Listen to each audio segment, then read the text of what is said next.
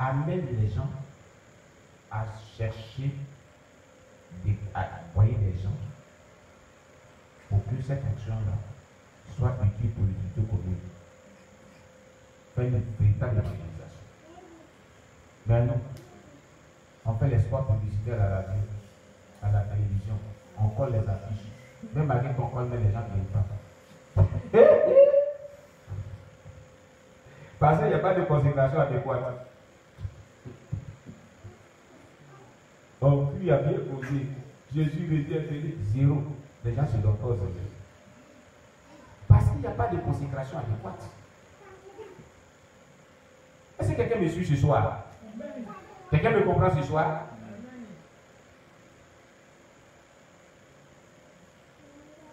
Consacrez-vous véritablement comme il se doit, vous aurez de l'impact dans l'œuvre que vous faites. Consacrez-vous. Passez du temps devant la face de Dieu. Cherchez la face de Dieu. Vous verrez la gloire de Dieu. Vous verrez la gloire de Dieu. Alors, ils ont reconnu Jésus. Ils l'ont reconnu par rapport à quoi? Par rapport au miracle de guérison. Parce qu'il était passé là, à Jérusalem, il avait opéré des miracles. C'est pour ça qu'ils l'ont reconnu. Donc, il avait opéré des miracles, les disciples n'avaient pas cru. Mais maintenant, ils ont cru qu'il est le Fils de Dieu. Le verset 35 nous dit, les gens de ce lieu, ayant reconnu Jésus, envoyaient des messagers dans tous les environs et on lui envoya tous les malades. Ils le prièrent de leur permettre seulement de toucher le bord de son vêtement. C'est-à-dire c'est les malades. Quand ils sont venus, ils ont dit Jésus, nous te supplions. Cette fois-ci, on ne va pas prier pour nous. La dernière fois, quand tu étais passé, tu avais prié et puis il y avait des miracles avec les autres. Mais aujourd'hui, là, il ne faut pas te fatiguer. On te supplie seulement. Permets qu'on touche le bord de ton vêtement d'abord. Ce vêtement-là, ça nous suffit. Il ne faut même pas te fatiguer pour dire riba, ba, ba, ba, ba. Au nom de Jésus, sortez les démons, soyez guéris. Il ne faut pas dire ça. Nous, on va toucher seulement le bord de ton vêtement. Ça nous suffit.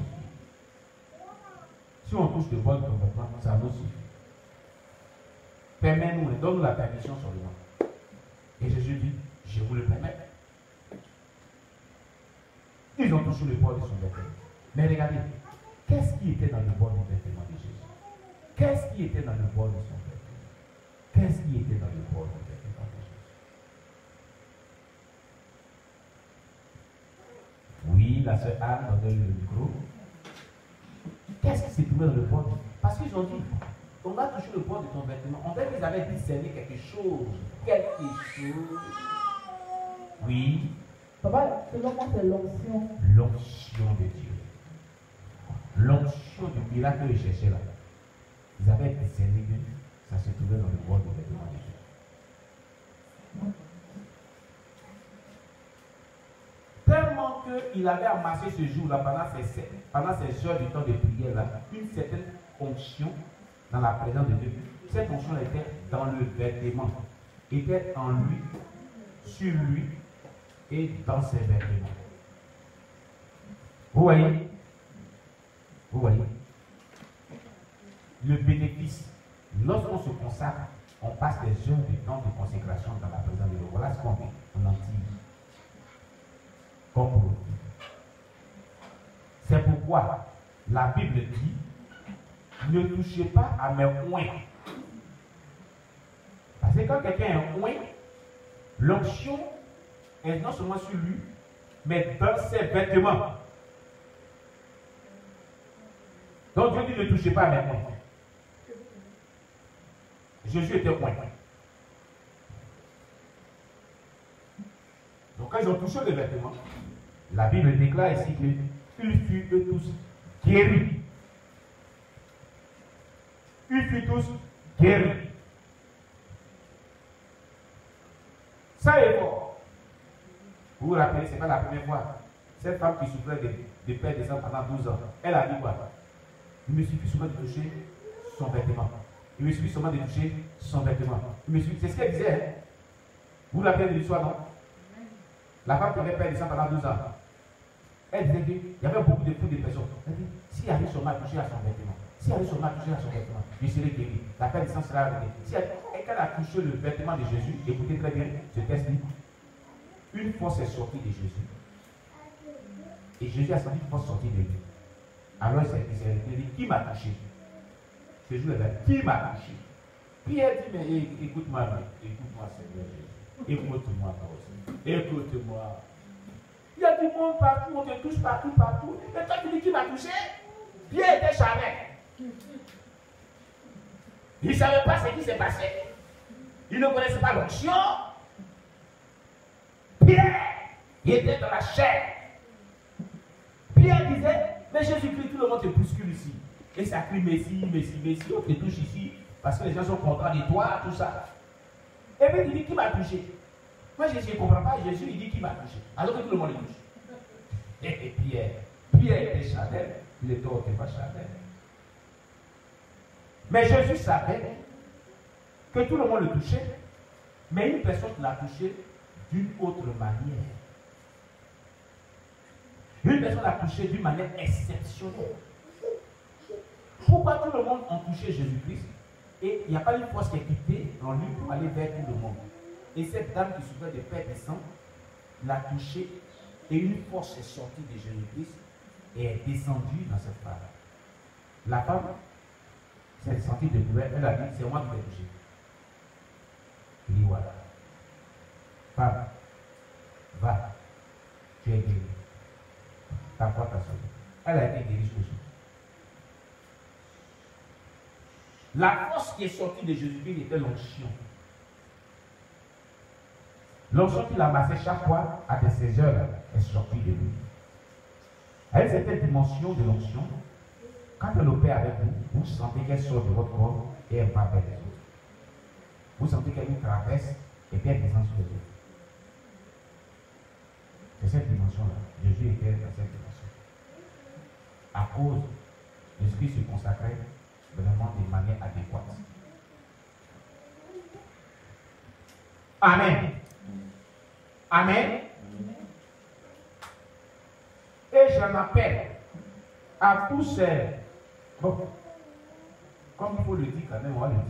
Mais entre guillemets, ces pasteurs qui disent son pasteur entre guillemets, ils vont chercher les talismans, les portions magiques pour provoquer des miracles mensongers et diaboliques. C'est une vérité, il faut qu'on le dise. Jésus a dit dans les derniers temps, il faut prophètes, il faut pasteurs. Et si l'enfoiré, ils vont séduire même les ennemis de Dieu. C'est écrit dans la Bible. Amen. Donc ne soyez pas scandalisés pour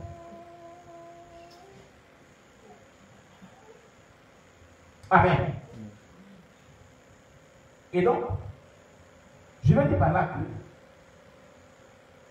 tous ceux qui sont dans les pratiques mystiques et qui envoûtent le peuple de Dieu avec des potions magiques, le Messie qu'on appelle Jésus-Christ, et nous ordonne à nous consacrer pour faire même chose comme lui, et plus que lui. Il dit celui qui croit à moi fera les œuvres qu'il a fait. Il en fera de plus grandes, parce que je m'en vais au Père. Ça veut dire que nous aussi on peut faire la même chose. On peut se consacrer à la dimension de Jésus. Et puis Dieu peut nous utiliser puissamment aussi. Amen, amen. On n'a pas besoin d'aller faire des potions magiques, faire des rituels, tuer les gens, boire les sangs, pour être utilisé diaboliquement par Satan. Et puis on dit qu'on n'est pas stress. Quittez dans ça. Jésus n'est pas dans ça. Répondez-vous au nom de Jésus. Amen, amen. Alors, quelqu'un va me dire, mais est-ce que Jésus a dit, nous, on n'a pas prié comme ça aussi? C'est lui ceux qui prient comme ça parce qu'il a dit. Le premier passage que vous avez donné, dans ce passage, Jésus explique que les disciples devaient prier la même chose comme nous. Prenez Jean, Marc chapitre 14, vous avez vu dans ça, à Gethsémani. Vous allez voir. Et Jésus, en parlant à Pierre et les autres, là, il avait prié, il était en train de les interpréter. Eux, ils devaient prier la même chose aussi que nous. On va le lire, vous allez voir. Marc chapitre 14, verset 34 à 40. Il est dit, ils allaient ensuite dans un lieu appelé Gethsémani. Et je lui dis à ses disciples, asseyez-vous ici pendant que je prierai. Il prit avec lui Pierre, Jacques et Jean, et il commença à éprouver des frayeurs et des angoisses. Il leur dit, mon âme est triste jusqu'à la mort. Restez ici, veillez. Puis, ayant fait quelques pas en avant, il se jeta contre terre et pria que s'il était possible, cette terre s'éloigna de lui. Il disait à Père, toutes choses me sont possibles. Éloigne de moi cette coupe. Toutefois, non pas ce que je veux, mais ce que tu veux. Et il vint vers les disciples, il trouva endormi. Et il dit à Pierre, Simon, tu dors, tu n'as pas pu veiller 1 heure. Veillez et priez afin que vous ne tombez pas en tentation. L'esprit est bien disposé, mais la chair est faible. Si tout le verset 37. Il vient trouver Pierre, il vient trouver les disciples, et il va endormi, et il dit à Pierre, Simon, tu dors, tu n'as pas pu veiller 1 heure. Qu'est-ce que Jésus voulait dire? Moi j'ai veillé, prié pendant des heures, et tu n'as même pas pu faire 1 heure. Simon Pierre, toi et puis Jacques et Jean, je vous emmène au milieu de vos frères pour vous envoyer ici, pour veiller pendant des heures avec moi. Et vous n'avez même pas fait 1 heure. Ça veut dire quoi? Jésus appelle tous ses enfants à prier pendant des heures.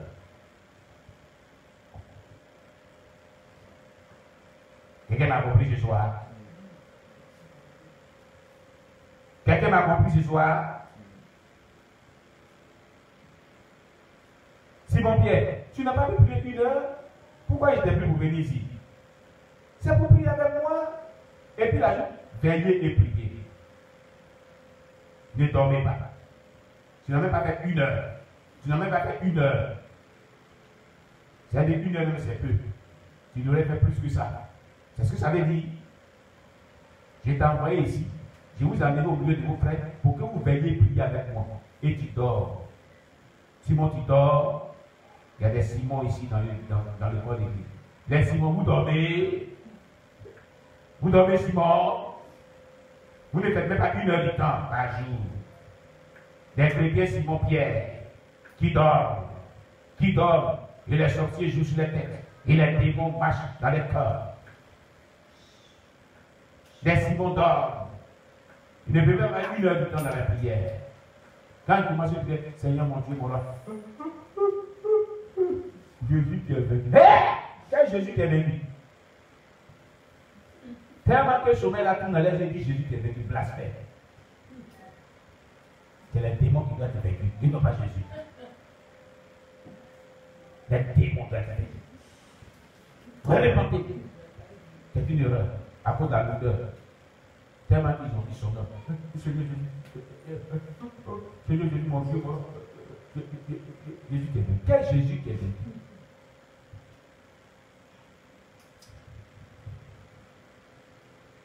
Que Dieu nous délivre de tout ça. Alléluia. Vous avez compris ici? Simon, tu dors.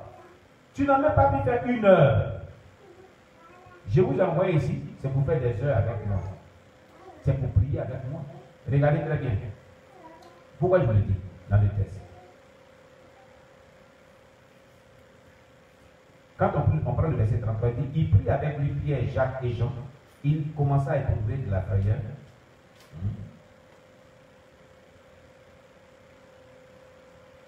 Non,